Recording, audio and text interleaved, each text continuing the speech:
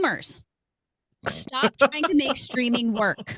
I'm sorry to offend any boomers out there, but just let Disney Plus and Hulu be their own thing. Like, I feel like watching these big corporations try to figure out streaming and try to figure out how to make it make money. It's like watching my grandma try to do a Zoom call. Like, I'm so frustrated by it. I don't have the answer, but like, you don't either. So just let it be. Like, my God, just enough already. Oh God, that's I like so it. true. All right, everyone. On that note, we're going to take a quick break. We're going to come right back here. We're going to wrap all this up. We have a few more categories, plus my favorite category of all, predictions for 2024. So hang on, everyone. It's Ears Up. We'll be right back. All right, everyone. Thanks a lot for hanging on. We are back. We just did enough already. Now we're on to best Disney dollar spent. Eric, why don't you go? Let's book into this whole thing again. Why not? Oh, all right. My best Disney dollar spent was on Genie Plus at Disneyland, not at Walt Disney World. Okay. At Disneyland, it unlocks so many different attractions that you can you get. I mean, you get that satisfaction of looking for reservations and booking things, and just as you're standing in line, you're planning out your day. It's fantastic. And sure, sometimes it costs $25. Sometimes it costs more. Sometimes it's less. But it's not a universal $120. It's not a Knott's Berry Farm $100 thing. It's not like Walt Disney World where you spend the same amount of money and there are only like 3 things that you can book at Animal Kingdom. At Disneyland, Genie Plus is phenomenal. You have to do it. Sure, you got to look at your phone, but we're used to that. We've done this before. That was Max Pass before Genie Plus happened. There's just, they have plenty of things to do. I think you have to spend that money. You get ahead in a few lines, and sure, in general, the whole concept of Fast Pass and everything, I don't like it because it creates a class of people who are better at going to the parks than people who are not good at going to the parks. It's true. But if you're good at going to the parks, spend that cash. Do it, baby. All right, Jeremy. Speaking of babies. Well, here I am saying I was wrong. Oh. I reported here, in depth, about how I thought Jollywood Nights at Disney's Hollywood Studios was stupid and a bad idea. And to be fair, it was poorly reviewed by several Disney bloggers early on. I went to the final night of Jollywood Nights, and I have to say, I was wrong. This was a fantastic evening. I'm glad I spent the money. Disney seems to have done a great job. The food offerings were fun. The entertainment was top-notch. Best Disney dollar spent was them putting on Jollywood Nights and me spending money on that ticket. I look forward to returning next year. Jollywood Nights. Wow. Love it. Nice. That's great. It sounds good. I don't know why anytime anybody says Jollywood Nights, I just think of Bollywood, and I feel like it's just like an East Indian you know what I mean? Like that would be cool. That I would love to see. That would be pretty awesome. You would want to go to that. People doing the Bhangra and I would love to see it. I wouldn't go to it. I would watch like TikTok videos of it. And go, that looks fun, man. Good job, guys. Taryn, go ahead, please. Best Disney dollar spent is however much it costs Disney to remove the barges from the World Showcase Lagoon. Good job, Disney. You did something right. There you go. Yeah. Meanwhile, these new barges aren't that much smaller. Someone said that they went from tacos to quesadillas. Okay, that's fair. But they can remove them if they want to, right? Sure. They do. They remove them, but they're planted back there by like noon every day. So it's like, oh, okay. Why even move them? Right. Okay, my best Disney dollar spend is the Magic Key. If you can get them, if you can get the passes, because at some point, if you go often enough, you're actually like breaking even, or at least you're getting something for free from the parks, and that's always good. Yeah. That's So, rare. Yeah, I think those the annual passes, I will never not call them that, I guess, or never not think about them like that.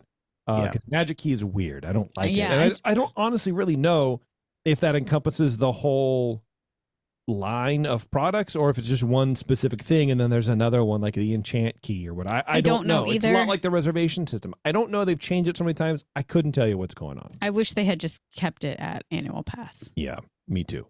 I think there are different levels of Magic Key. Yeah, I think so too. Yeah, but I don't know what they're called, so I'm just calling them all Magic Key. It's less convoluted than the Walt Disney World passes. Yeah, we'll give them time. To book in that, the worst Disney dollar spend. Let's go, Taryn. The worst Disney dollar spent is the revamp, and I put that in very deeply bolded quotes, of Ralph Brennan's Jazz Kitchen. Even if Eric says the food and ambiance is still good, it was not broken, and that kitschiness that was there was awesome. And now it's just a CPK. Mm-hmm. What's CPK? California Pizza Kitchen. Oh. Just wait. A few episodes. I'm working on a thing. I know. Jeremy. Well, this has been discussed earlier in another category, and the money wasn't technically spent this year, but the Star Wars Galactic was a terrible Disney dollar spent. The much more rewind your sentence because you glitched out. So I did. Hear what you said. Yeah, that's right. You didn't do it on purpose. Hold on. Was my hand here? I have to have continuity. Yes. Your pinky was in your nose, actually, like that. Well, this one has already been said under another category, and the money wasn't technically spent this year, but the much maligned and overly immersive Star Wars Galactic Star Cruiser Star Wars themed hotel at Walt Disney World did say its goodbye this year in its final voyage in September. The Star Cruiser cost Disney an estimated $400 million to build and operated from March 2022 to September 2023, just 18 months, and ended up being a $300 million write-off in the last 2 quarters of this year. Wow. Speaking in May and Boston at a JP Morgan investor conference, Disney Parks chairman Josh D'Amaro stated the obvious. It didn't perform exactly like we wanted it to perform. Despite the fact it was a never-before-seen experience and raised the bar, we thought it was time to sunset this in September. Yeah, not try to fix it. No. Not try to do something different. Not lower the price or reduce the day, but just scrap it. Can it? It's not working. That's fine. Throw the baby out with the bathwater. We can't salvage this at all. Yeah, there's nothing. Well, because the accountants made the decision and said take the write-off. Yeah, get it done by October. Wow. For the new fiscal. Yeah. Crazy. Let's see. I'm gonna go. The worst Disney dollar spend is Bob Iger's bonus package. I really don't feel like Bob Iger is doing anything deserving of a bonus. He is not doing anything at all well. I couldn't tell you what he's been doing properly. From all the layoffs, I remember when Chapek was on his way out, people were like, "Oh, now Iger's back, and these people aren't going to lose their jobs because there's a rumor Chapek is going to lay off like 1,000 people." And Iger just canned 7 of them, 7,000 people. 8. So he said 7, and then he did 8. So yeah, it's like all this kind of stuff. The stock isn't performing well. The movies aren't performing well. The parks are the only thing that's doing really well, and so you just raise the prices on those. But you'll sort of make it harder for everybody too to go. So yeah, worst Disney dollar spend, old Iggy baby. Can I just build on that? Because I just want to add that at the last investor earnings call, he said we are done fixing and now we are moving the company forward. Like we've gone through my phase of fixing the company and now it's moving forward. And then this week they announced that they're laying off 20% of Pixar. So I guess you're still in the fixing mode there, Right. Bob. And also, you said you don't know what he does or what his responsibilities are. Remember when he came back, he said that his remit was 2 things: 1, right the ship, and 2, find a successor. Had to extend his contract because he can't find his own replacement because he's so in love with himself. It's so true. Yeah, absolutely. Eric. Me. I'm going to stick with the kind of front line, the consumer's worst Disney dollar spent. I get if you're a collector, I understand the collecting impulse, but popcorn buckets, seasonal tumblers, sippers, whatever, you're spending $15 to $20. You're waiting in a long line for the really hot ones. I just don't I don't I don't get it. I don't get it. Why It's why a are hunk of we plastic, no matter how you look at it. right? Yeah, I mean, sure, tiki mugs. Okay, that's something that's more durable. That's something that can last a little bit longer. But like a hunk of plastic, that injection molded thing, some of them look cool, but I just I don't quite align with that. So yeah, that's my worst Disney dollar spent. And Just get the on popcorn. They on don't that even put the point, popcorn in the thing. no, and on that point, like when I see those, all I think about is how inexpensive it was for Disney to make that. Yeah. I mean, pennies Oh, on the yeah. dollar, and they're The mo- charging $15 for it. The most costly is the design. Yeah, You know, the one-time charge for the design. The GHs are disagreeing with me in the chat, but still, I have one popcorn bucket. It's a TIE fighter. well, see, here's the thing: you can make anything in the Yeah. Disney catalog into a popcorn bucket, and people will buy it. Mhm. But they don't need to. It's not a necessity. It's I don't. It doesn't mean that it's okay. It's like the Star Wars movies. You make a Star Wars movie, people are going to go see it. It doesn't mean that it's good, and it Mhm. doesn't mean that performance is. It means that we need another one. Right. It could still be better.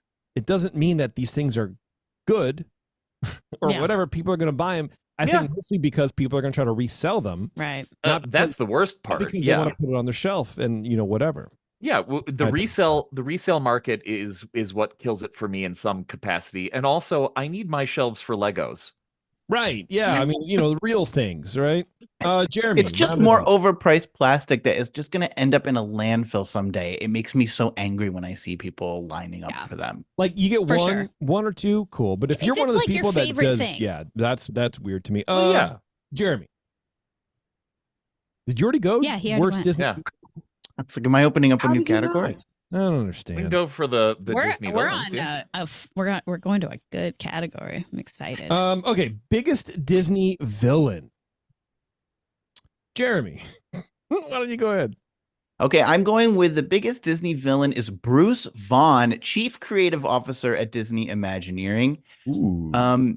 He was part of this is that he came back on a white as like a like a white knight, like he was going to save Imagineering. Everyone hailed his return because he had left in 2016 and gone elsewhere, and everyone thought that his return was going to be such a big boon for Imagineering and the parks and the creative. And I feel like it has not happened, and maybe we're just still waiting for this to materialize. But I just don't think he's been the savior that many of us had hoped for. And I'm also hearing allegedly that Imagineering, since his return, has just increased the amount of talent that they've been losing. Ooh. And he has continued to bring in outsiders who don't have Disney knowledge and experience that are coming in. That's why, and they're continuing these boring hotels because they're coming in from the hotel industry, and he's allegedly he's pulling them in. So I'm calling him the biggest Disney villain. That's because that's what I'm hearing. I get I that. love it. Eric. My biggest Disney villain this year is Ike Perlmutter, the former Marvel chief who joined Disney leadership in 2009 when they purchased the corporation, when they purchased Marvel. Ike had some views and some things that he said that basically led toward him being sidelined starting in 2015. Kevin Feige could not work well with him, and eventually Feige and the MCU were moved under the umbrella of the Walt Disney Studios instead of being a Marvel thing. So Perlmutter was left to be in charge of things for a little while. He was criticized for some decisions, like when the Avengers came out, not releasing Black Widow action figures or merchandise at all, because why nobody wants to have a lady action figure. That's right. He also reportedly said, we don't know this for certain, but he also reportedly said that black people all look the same when he was asked why Don Cheadle replaced Terrence Howard as James Rhodey in the Marvel Cinematic Universe. I'm torn, honestly. The comedy, I want it to be true, but like for just humanity, I really hope that's not true. He's 80 years old now. It's probably true. Yeah, I mean, yeah. So many of the old Marvel guards still reported to Perlmutter, even as he drove out some of the bigger names. So Edgar Wright was supposed to do the original Ant-Man, and Edgar Wright said, "No, I'm not working with that guy." But then Nelson Peltz, as we talked about last year, Jeremy and I both mentioned Nelson Peltz in last year's Year in Review. Perlmutter was a big part of this investment group that was trying to get Nelson Peltz onto the Disney board.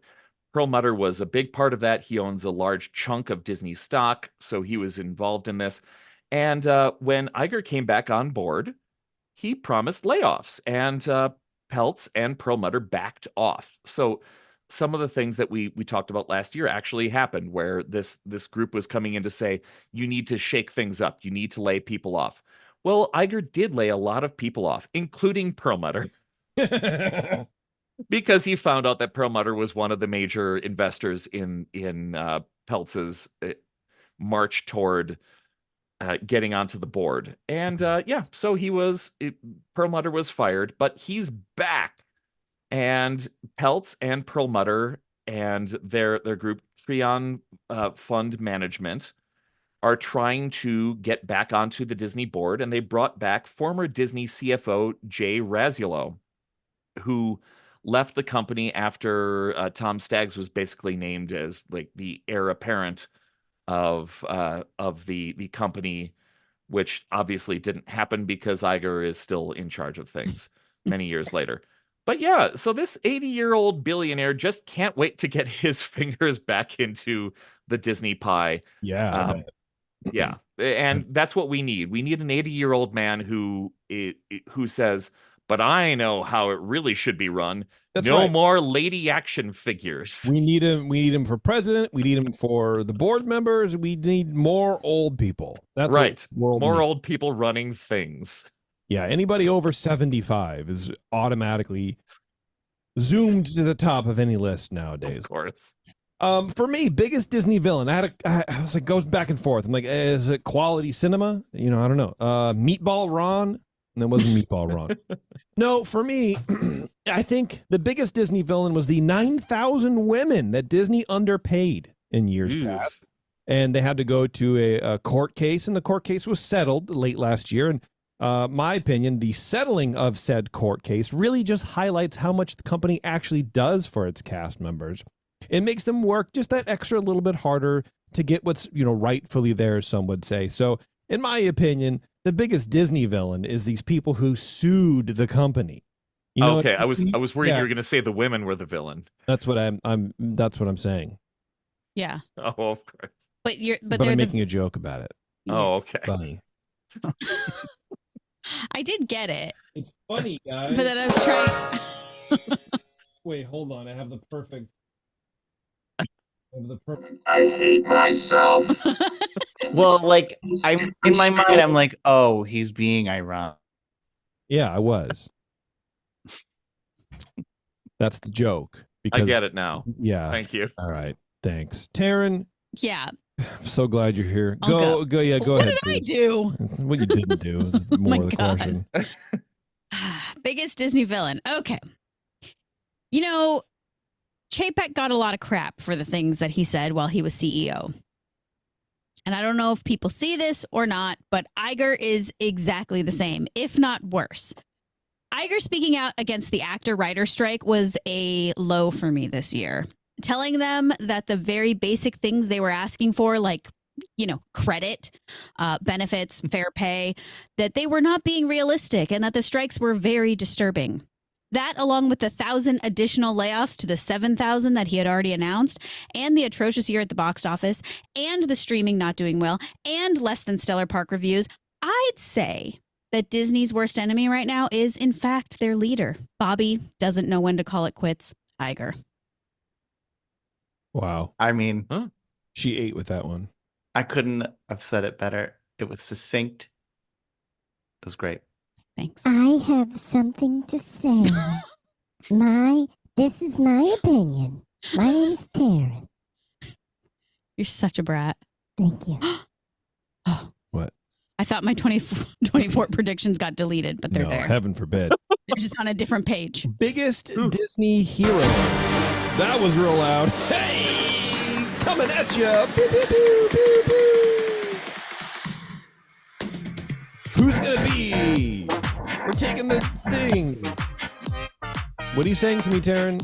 When you try to whisper, I can't hear you because I I'm have not whispering, headphones I'm on. mouthing. Literally not using words because What are you we're saying? on a podcast. I was saying I will go first. Okay, cool. That's Man. why I was trying to mouth it Biggest so that Disney it wouldn't be on hero. the microphone. Okay, but I have a light in my face, and I can't necessarily pay attention to what your mouth. This woman, I swear to God. All right, Taryn, why don't you go first? Okay, great. So I guess we can't hear Taryn anymore. Why don't? Let me try to fix that. what Okay, is this? that better? 19 or oh gee, I was gonna say 2014, but Go ahead, whoa. Taryn. I'm feeling a little uncomfortable with my biggest Disney hero after hearing what Eric said, because mine is Nelson Peltz. And I feel like I maybe didn't do enough research. Hey, Jeremy and I both No. did Peltz as a hero last year, so it's fine. So here's what I have to say. We've heard about him on In Depth and Disney News and last year on this show. But I said that he's my biggest Disney hero because he appears to be the only person truly standing up to Bob Iger. He owns shares of Disney through his company Trian, which stated Disney is the most iconic companies in the world with unrivaled scale, unparalleled customer loyalty, irreplaceable intellectual property, and an enviable commercial flywheel. However, Disney has woefully underperformed its peers and its potential. I happen to solely agree with this statement. Disney has reputed this by claiming that Trian doesn't own the shares that they claim to own, stating that Peltz, quote, was terminated from his employment by Disney earlier this year and has voiced his longstanding personal agenda against Disney's CEO and villain, Robert A. Iger, which may be different than that of the rest of the shareholders. So he doesn't like Iger, and I kind of feel like that's a good thing right now. And but I didn't know about some of the other things that Eric said. So, but Well, I do, it's Perlmutter. It's not Peltz. Peltz seems Okay, like well, an that's- okay guy. that's good. I do think though that like what Disney needs is somebody to stand up to Iger, because Iger is King Iger, and you know everybody seems to fall at his feet and kiss the ground he walks on and thinks he can do no wrong. And it sounds like this is the one guy who's like, I don't think so, and I like that. Yeah. He was going to be my biggest Disney hero, and then I realized I didn't really know much about him, so I changed it. Well, you're smarter than me. Thanks, man. Jeremy. Well, Taryn, what you said about, he's Iger and he's at the top. It's true. The higher up you get in a company, the more people just tell you what you want to hear and not what you need to hear. So a little loyal opposition is a good thing. Therefore, my biggest hero of this year is Nelson Peltz as well. Peltz is fighting to acquire seats on the Disney board. He went away. He went quiet for a little while, as Eric alluded to, but he is back after now having partnered with former Marvel chairman Ike Perlmutter, who has given over control of his shares to Nelson Peltz, who's also partnered with former Disney chief financial officer Jay Rizzullo. Peltz has pushed for cost cutting, a revamped streaming strategy, and a clearer succession plan, which obviously this company is in dire need of. It's all normal all the things things. that people actually really care about. Yeah. What happens when you leave and what is going on with streaming? Because Yeah. you fired the guy Right. that you picked to head the streaming. Right. The person he's interested in them doing the things that a leader of a company should be executing. Right. The other thing that I didn't mention this, but the other thing that one of his big call outs has been how Disney's balance sheet is a complete disaster. Yeah. And we all know that, sorry to see you go, CFO Christine McCarthy left this year as well. And what one of Peltz's big gripes with the company is that they're milking the parks too much and not investing in that cash cow and to prop up streaming and all these other things that just aren't, the returns just not there. So then Disney comes out a few weeks ago and they tout this new collaboration with their own hedge fund, activist hedge fund called Value Act. Capital. Value Act. But I'm going to tell you that is very Value unlikely Act? to Value Act. That so Disney. It put sounds this like big I wouldn't even stay in a hotel called that. Like it No. sounds cut rate. You know Yeah. what I mean? Like you go to Food Max You and can you get buy that stock at- Value Act Yeah. cereal and it's going to taste like Yeah. cardboard. Like, Yeah. oh, what is that? Well, what's in a name? Anyway, Disney comes out. They have this big press release. This is their big answer to Peltz, that they're partnering with Value Act, and Value Act has backed them, but they own like a tenth of the shares that Peltz has amassed. So Peltz is 33 billion shares that he's in charge of, or he has decision-making power over about 33 million shares. Value Act is dwarfed by that. So I don't think he's worried at all. And I think his fight will continue. Nice That's try, awesome. Disney. I love it. Eric. Well, I considered balancing Peltz against the villain that is Perlmutter, because Perlmutter's a bitter old man, and Peltz actually seems like he's trying to do something here. But you know what? Because I figured that Jeremy would talk about it, and apparently that's the theme here is everybody's saying that Peltz is great. I decided to go with a controversial hero. Me. Murphy the Phantasmic Dragon. Murphy going up in flames this year. Murphy Yeah. decided on their own to go up in flames. This gives Disneyland a chance to rewrite a spectacle that's been going on for too long, far too long. Come up with something new. Like let's try something different. That's all. All right. All right. I love it. That's I mean, all. that's fair. That's fair. Okay, for me, the biggest Disney hero has got to be Dave Filoni. Sure. In no timeline would Disney be making so much money without Kevin Feige or Dave Filoni, for that matter. Dave Filoni has manhandled the Star Wars universe into something average in the best of times, and thusly was handed the reins of Lucasfilm late last year. This man is now the end-all be-all for Star Wars creative content. It seems like a win to me, and no doubt nerds everywhere would love his job. I know that I would. He seems like a man passionate about Star Wars, and he can clearly bring home the bucks in the box office, or at least eyeballs on streaming. But can that translate to the big screen with his new Mandalorian movie? Only time will tell. But I feel like he's going to be the biggest hero, at least in the balance sheet, like Jeremy said, coming in 2024. He has his own Mandalorian movie coming out. I actually don't know if that was announced when that was coming out, but it was announced a couple days ago, I think.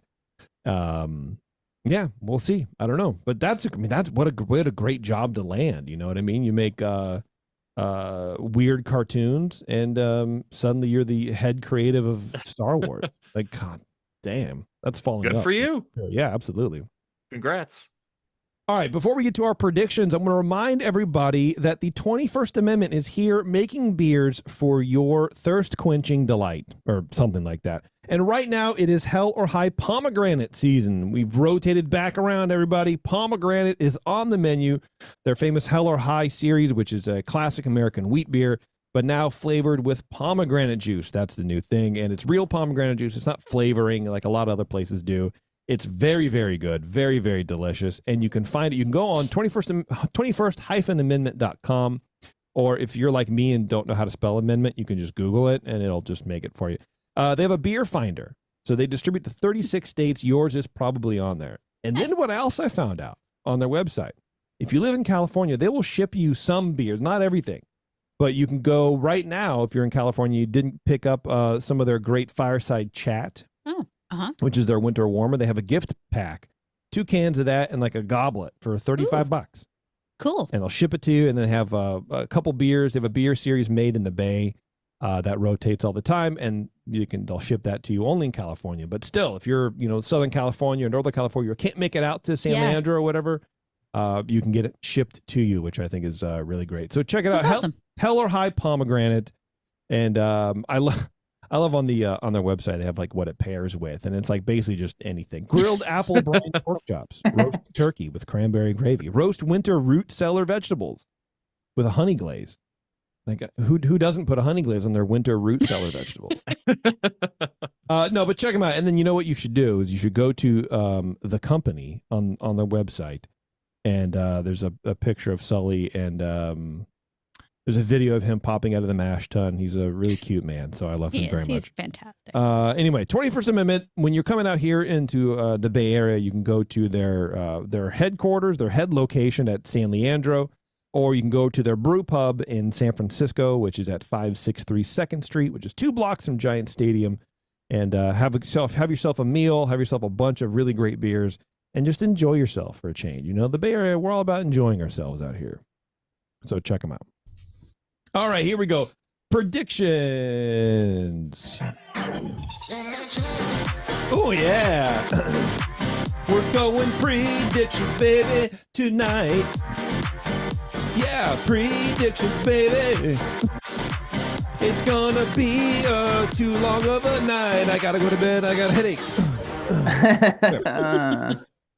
So what we do last year, or what we do normally, is go through last year's too, just like Just to real see if our quickly. predictions came true, and then we give our predictions for this year. So Love it. I want Eric to go first. All right. Last year, I predicted that we would have Disney War Part 2 with Iger coming back into power. We haven't really seen a whole lot of that. Rebalancing of streaming and backing off on too much streaming content. That kind of happened. Yeah. I'd did say happen. those are both trues. Gradual release of park reservations, which is technically happening now. Technically, Yep. it is happening. Yeah. Yep. Yeah. And exploration of even more models of the annual pass experience. I don't know what that means then. And Well, now. I think that's a win. I think. Yeah. I Let's think give you, that to Eric. you did pretty good. Woo! Good job, Eric. You get a plus. All right, Hooray. No, actually not Jeremy. Taryn. Well, is he going to show his 24? Oh yeah, that's right. Sorry. Yeah, the predictions for this year, the citizens of Florida will tire of shenanigans and vote the true cronies, Disney, back into power. Yeah. APs in Florida will see a wider expansion of good to go days.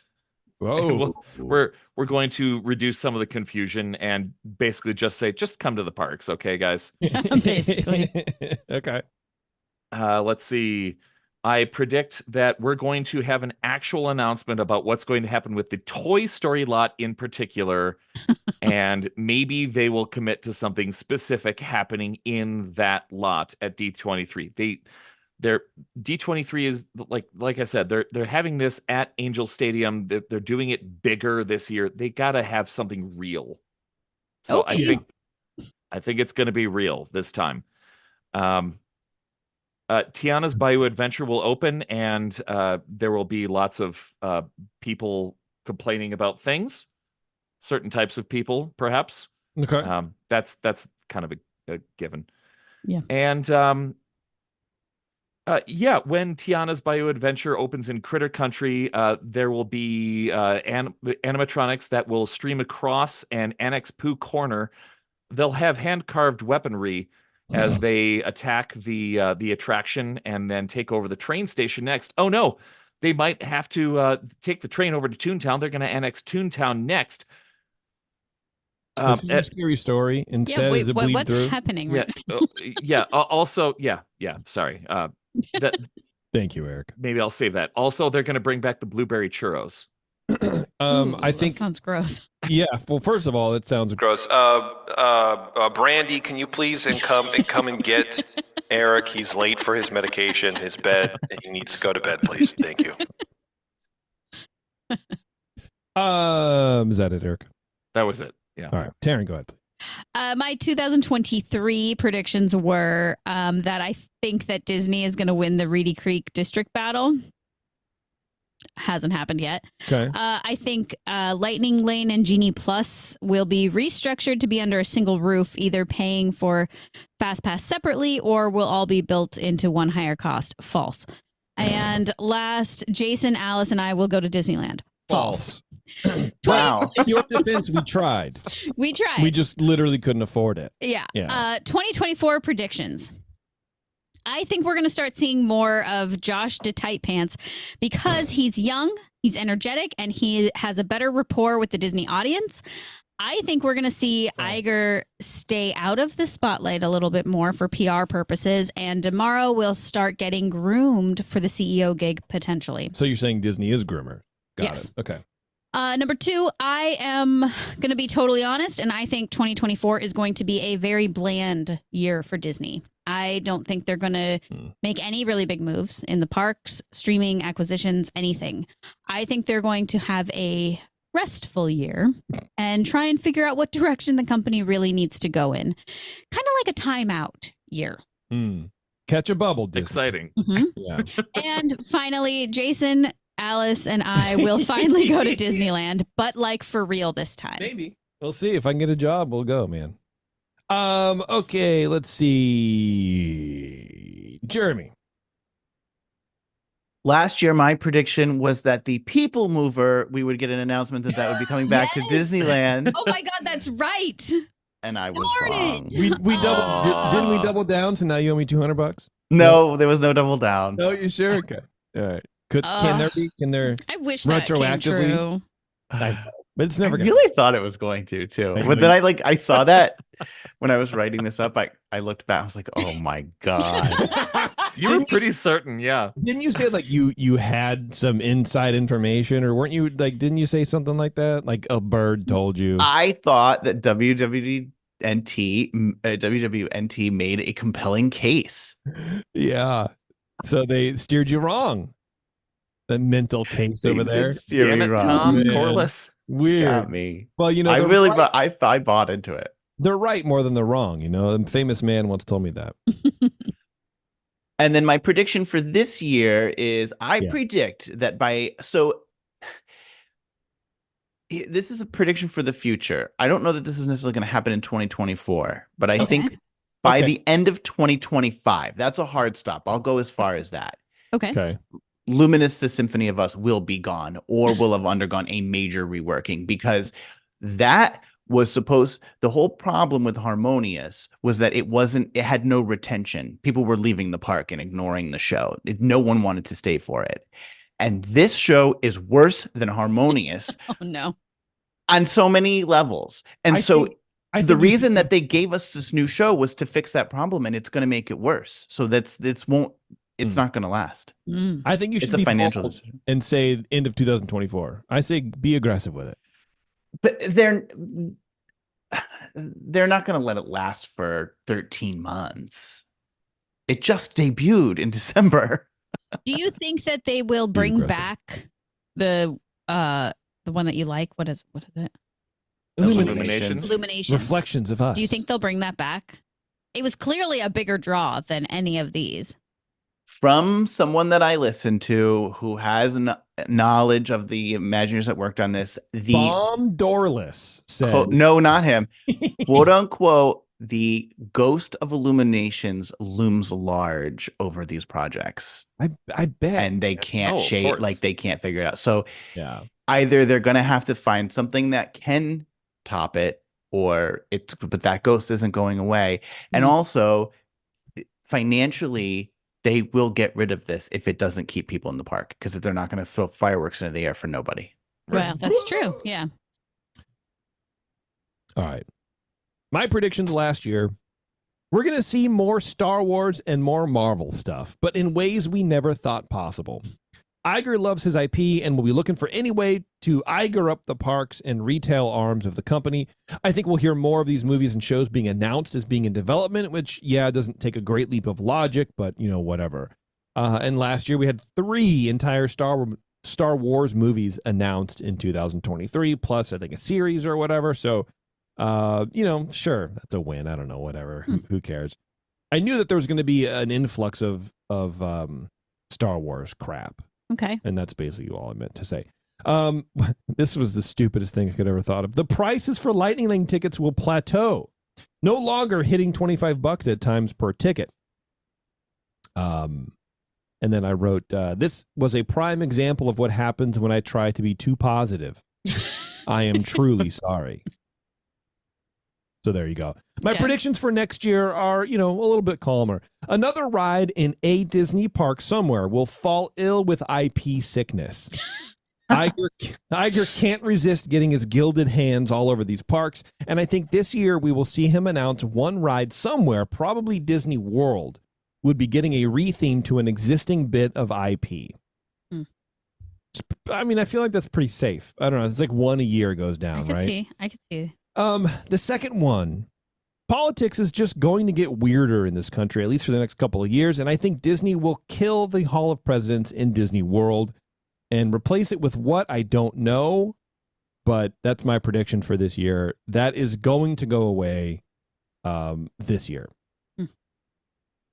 That's it. All right. Well, even politics aside, that stage is only so big. Like, you can't, like, how many...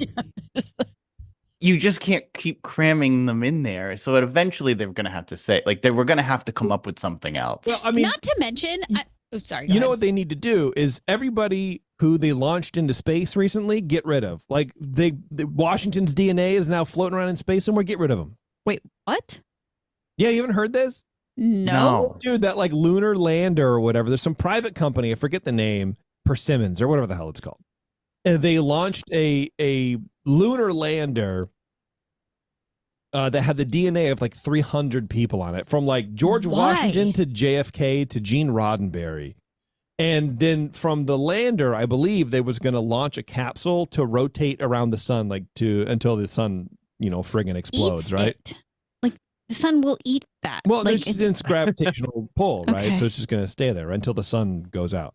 But apparently there was some like valve issue, and so they're not even really sure that it can. It's like they're stranded in space. So anyway, there's this capsule with like 300 samples of DNA from famous people of the world, probably all Americans. How did I have 1,000 questions? I know. I don't know any answers to any of them. Like, how did they get George Washington's DNA? How did they get any DNA? And I don't know, also man. why? And also, like, yeah, what is wrong with people? This isn't doing anything. You're not going to regrow George Washington, nor do we want to. Imagine, imagine this. Imagine you have all this money, and instead of helping to solve a homeless crisis or you're going to put George crisis Washington in centers space or whatever, you're going to get George Washington's DNA and launch a space capsule.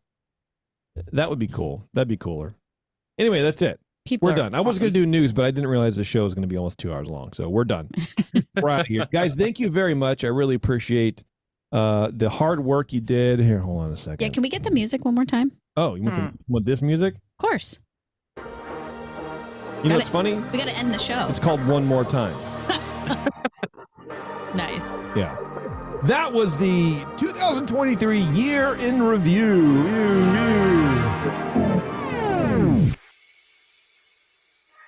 Oh, they left you hanging. Oh, it's the end of the song. Oh, my God. What a letdown. That is uncomfortable.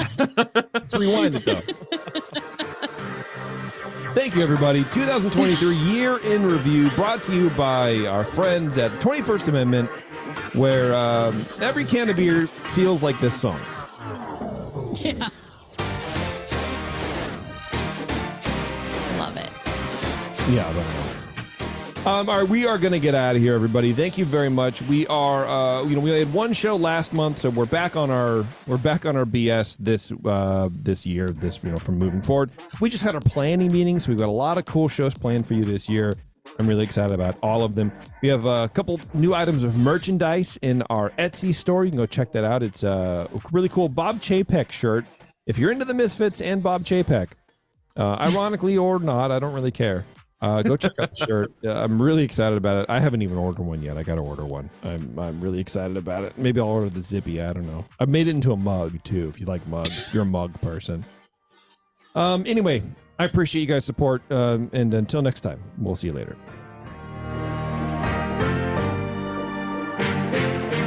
And I can't with this friggin' song. Give me my song. Where's my song?